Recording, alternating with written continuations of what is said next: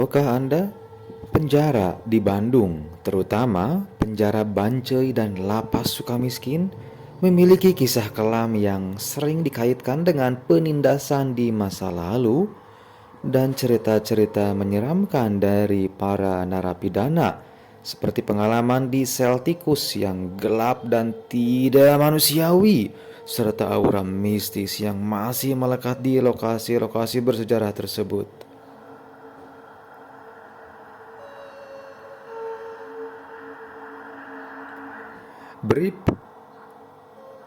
Berikut kami sampaikan beberapa poin penting dari cerita horor penjara di Bandung.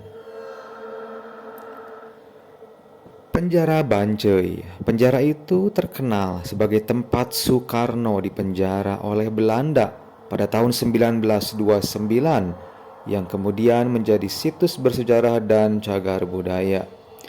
Meskipun sudah dipugar dan hanya menyisakan 2 bangunan, aura kepahitan dan kesedihan dari masa lalu masih terasa, terutama di sel nomor 5 yang pernah dihuni Soekarno.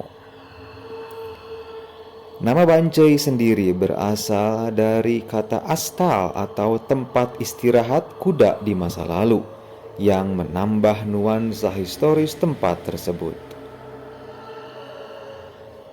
Berikutnya kisah horor dari lapas lembaga pemasyarakatan, yaitu ada sel tikus. Pengalaman mengerikan yang sering diceritakan adalah hukuman sel tikus atau sel gelap, di mana narapidana ditempatkan dalam ruangan gelap tanpa matras, hanya lantai tanah sebagai hukuman atas pelanggaran. Ada pula cerita tentang narapidana dengan perilaku menyimpang seksual yang harus dipisah dan mendapat treatment khusus dari petugas lapas. Cerita-cerita dari lapas juga mengungkap perjuangan narapidana untuk memperbaiki diri, namun seringkali terhalang stigma masyarakat setelah bebas.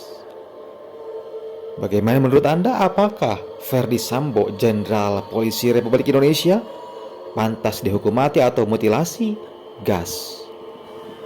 Kita beralih ke Lapas Sukamiskin. Penjara Soekarno. Selain Bancai, Soekarno juga pernah menjalani hukuman penjara di Sukamiskin pada tahun 1930. Kisah-kisah dari mantan penghuni lapas seringkali tentang upaya mengubah mental dan perilaku agar bisa kembali ke masyarakat dengan lebih baik, meskipun stigma seringkali menjadi penghalang.